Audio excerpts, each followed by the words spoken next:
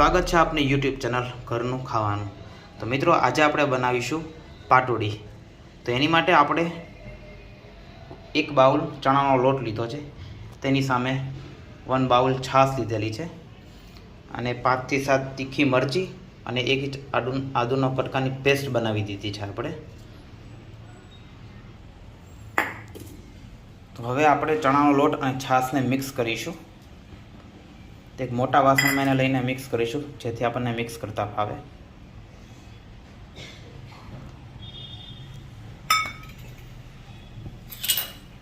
हवे आपणे एने बराबर मिक्स करीशुं।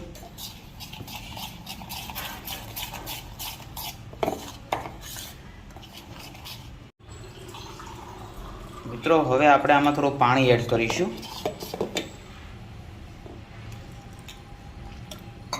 पाणी एड करी दीधुं छे। હવે આપણે આમાં પાણી એડ કરીને પછી આદુ મરચાંની જે પેસ્ટ છે સુધારેલા એ પણ આમાં આપણે એડ કરી દઈશું અને પછી બ્લેન્ડર ફેરવી દઈશું, જેનાથી એક રસ થઈ જશે અને પાટોડી વ્યવસ્થિત પડશે।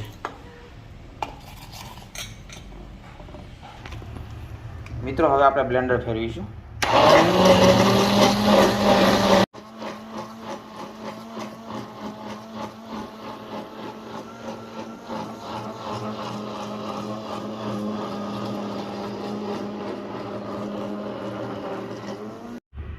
तो मित्रों ब्लेंडर आपणे फेरवी दीधुं छे। हवे तमे जोई शको छो कि आ एक रस थई गयो छे। नथी आपणे लोटनी गांगड़ी देखाती के नथी मरचा वधारे पड़ता कापेला देखाता, व्यवस्थित मिक्स थई गयुं छे।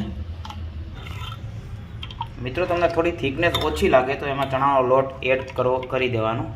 मने थोड़ी ओછી लागी रही छे એટલા માટે હું ચણાનો લોટ થોડો એડ કરીશ, પણ ધ્યાન રાખવાનું કે ચણાના લોટની ગાંગડી ના થઈ જાય। હવે બરાબર મિક્સ કરી દેવાનું। मित्रों હવે थिकनेस કરવા માટે આપણે જે લોટ નાખ્યો એની માટે ફરીવાર આપણે બ્લેન્ડર ફેરવી દઈશું જેથી એક રસ થઈ જશે।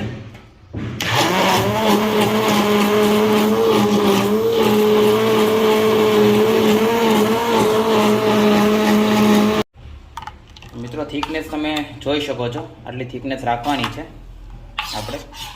હવે આપણે સ્ટવ ચાલુ કરીને ઉપર કડાઈ મૂકી દીધી છે।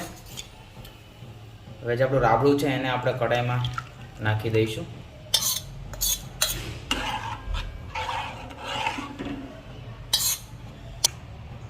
હવે આમાં આપણે સ્વાદ અનુસાર નમક એટલે કે મીઠું એડ કરીશું। અડધી ચમચી હળદર નાખીશું।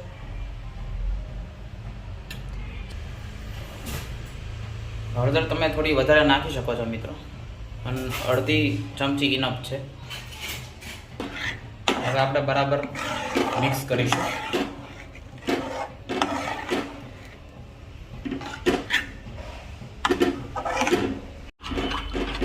मित्रों आपणे सतत हलावતું રહેવાનું છે જેનાથી હળદર આપણે નાખીએ છીએ એના ગાંગડા ના થઈ જાય અને બરાબર રાબડું મિક્સ થાય। અને ગેસની આંચ અત્યારે આપણે ધીમી રાખવાની છે। मित्रों તમે જોઈ શકો છો આપણે 5 મિનિટ જેવું રાખ્યું તો અત્યારે રાબડું આપણું થિકનેસ કેટલી થઈ ગઈ છે। હજી થોડો ટાઈમ આપણે રાખવાનું છે જેનાથી થિકનેસ થઈ જશે અને પાટોડી વણાશે। મિત્રો રાબડું મિક્સ કરતી વખતે જો ગાંઠા થઈ જાય તો એને સતત હલાવતું રહેવાનું છે, જેના લીધે ગાંઠા ભાંગી જશે અને થિકનેસ પણ વ્યવસ્થિત થઈ જશે।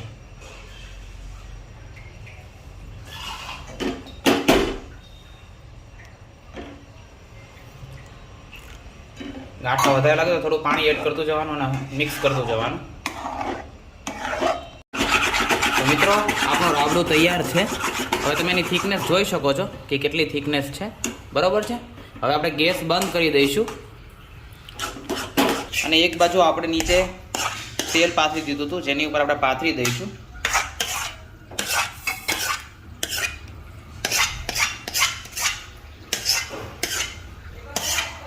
અહીંયા નીચે તેલ લગાવવું બહુ જરૂરી છે, જેનાથી શું છે પાટોડી વાળવામાં તકલીફ નહીં પડે અને વ્યવસ્થિત વળી જશે। હવે આપણે આને સ્પ્રેડ કરી દઈશું। મિત્રો તમે કિચનની ટાઇલ્સ છે કે થાળી છે એનો પણ યુઝ કરી શકો છો અને કોઈ કાર્ડ કે જેટલું બને તેટલું પતલું સ્પ્રેડ કરવાનું છે રાબડું આપણે। મિત્રો તમે જોઈ શકો છો કે કઈ રીતે આપણે સ્પ્રેડ કરી છે પૂરી. હવે આપણે ચપ્પુથી કાપા પાડી લઈશું જે સાઈઝમાં આપણે કરવાની છે એ સાઈઝમાં.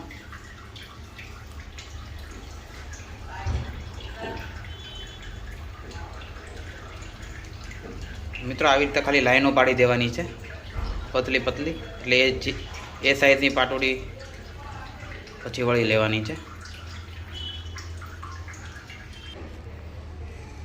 મિત્રો આપણે લાઈન પાડી દીધી છે. મિત્રો કાપા પડી ગયા છે. હવે આપણે આને 5 મિનિટ સુકાવા દઈશું. જે ગરમ છે તો એ થોડી ઠંડી થઈ જશે તો એનો સરખા રોલ વળશે પાટોડીના. તો 5 મિનિટ સુધી આપણે એમ જ રાખવાનું છે કાપા પાડીને પછી, જેથી રોલ વ્યવસ્થિત વળે. મિત્રો હવે આને આપણે આવી રીતે રોલ કરવાના છે વ્યવસ્થિત.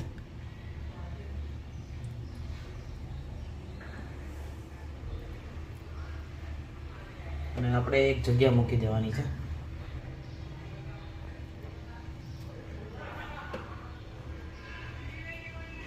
જોઈ શકો છો મિત્રો કેવો રોલ થયો છે.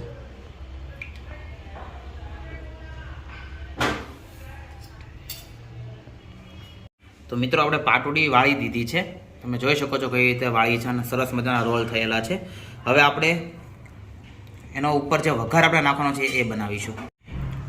વઘાર માટે મિત્રો આપણે તેલ લીધેલું છે. હવે આપણે તેલને આવવા દઈશું.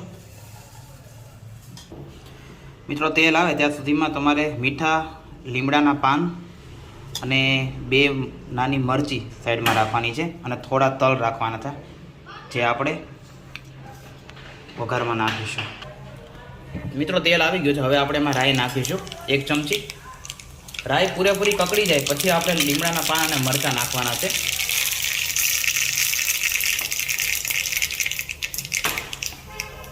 હવે આપણે લીમડાના પાન અને મરચાં નાખીશું.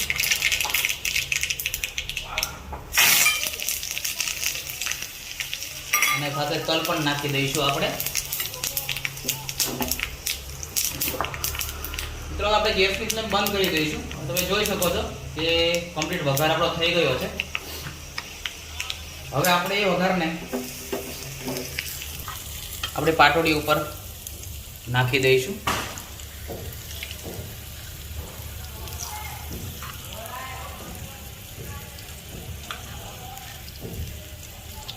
મિત્રો વઘાર બહુ જરૂરી છે જેના લીધે પાટોડીનો રિયલ ટેસ્ટ આવે છે. તો મિત્રો વઘાર આપણે નાખી દીધો છે. હવે આપણે આની ઉપર કોથમરી નાખીશું પછી સર્વ કરીશું.